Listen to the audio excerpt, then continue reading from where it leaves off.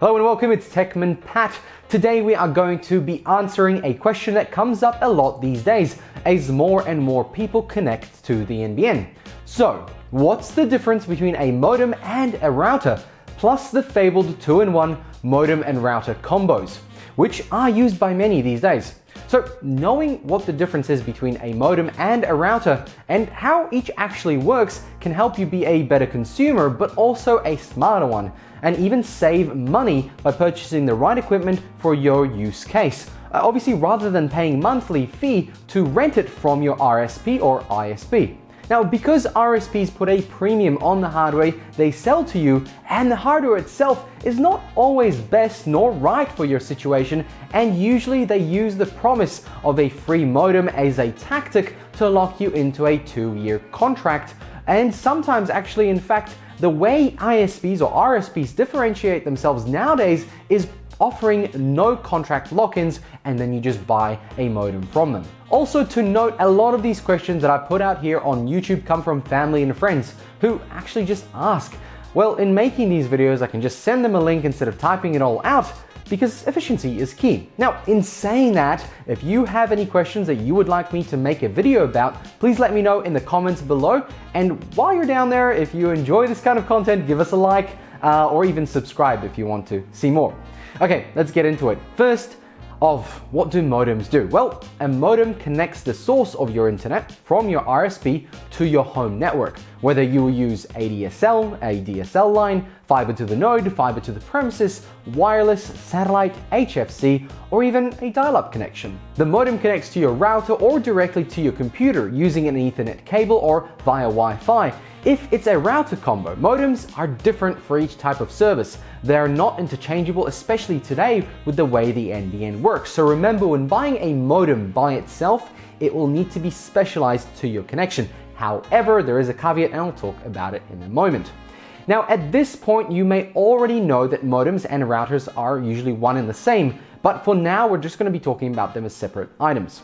RSPs or ISPs before them would rent modems to their subscribers for a monthly fee, but most modem router combos are available for sale at relatively low prices. Now, the monthly rates are usually around $10 to $20 extra per month, so if you're planning to keep the same service for a year or more, buying a modem or router that costs around $100 to $150 will quickly pay for itself.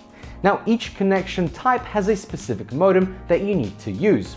And again, like I mentioned above, there is a caveat which I'll mention in a moment. So, with fiber to the home connections, you would already have a modem. These are the white boxes on the wall with a fiber cable endpoint.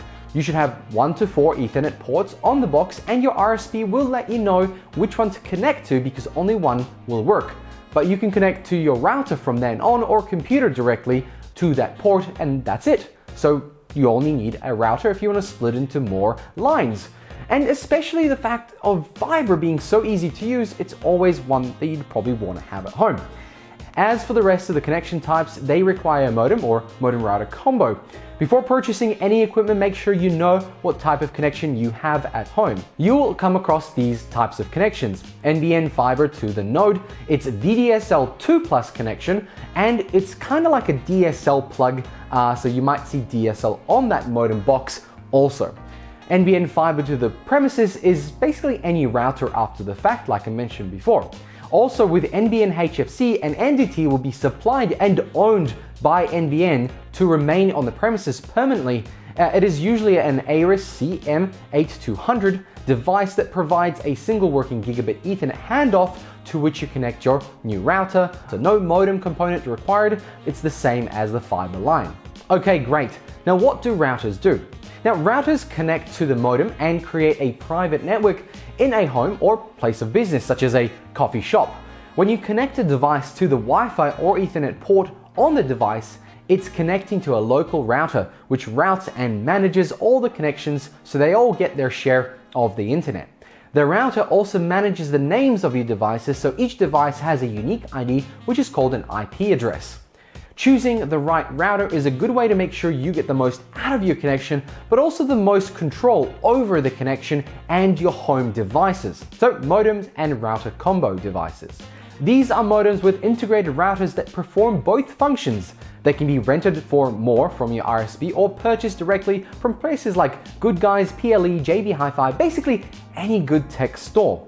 These combo devices might also include VoIP functions, so you can connect a landline, which actually is a huge issue for many switching to the NBN, usually due to the unreliability of the line, to maintain a good enough signal for phone calls. I mean, the basic thing that you sometimes use, and a lot of businesses have problems with this. Now, combination devices are not usually the best option. Since it's one part breaks, the whole thing is useless and you can't upgrade one device at a time. Still, if you don't need the latest and greatest tech, buying a combo modem and router is convenient. However, in the last 3 years, these combo devices have come a long way, and many home users will be more than happy and satisfied with just the one combo device. To note, there are modem router combos that are better than others, and I will be making a video about that because that's a whole longer and a bit more in-depth conversation. Now, as a bonus, I wanted to also mention mesh networks. In some scenarios, one wireless router isn't sufficient to cover your home or office due to the vast space, or one with complicated layouts, multiple floors, or impenetrable walls, and that does happen these days, especially with brick homes. To avoid dead zones, you can purchase range extenders, something like this, that connect to your router and expand its reach. However, that usually means less bandwidth in areas near the extender, which translates into slower browsing and download speeds. That's when investing in a mesh network might make sense. A Wi-Fi mesh network consists of one primary router and several satellites or nodes. They relay the wireless signal from one to the next like a chain. Rather than extenders that communicate only with the router, mesh network nodes communicate with each other, and then there's no loss of bandwidth.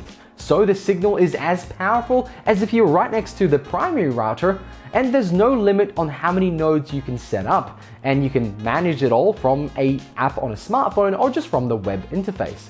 Whether you need a range extender or a mesh network depends on the size of your space and how much bandwidth you require, so businesses are more likely to use it. But you can achieve a similar type of mesh network with bridging mode on many routers and modems. I'll be making a video on that very soon because, again, it's a longer conversation. So to summarize, the difference between a modem and routers is simple.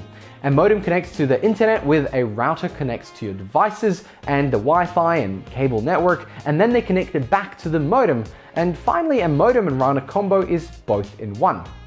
Now, I'm going to talk about a few of the devices I have here, and this is where that caveat I've mentioned a couple of times comes in. This is a TP-Link AC 1900 wireless VDSL modem.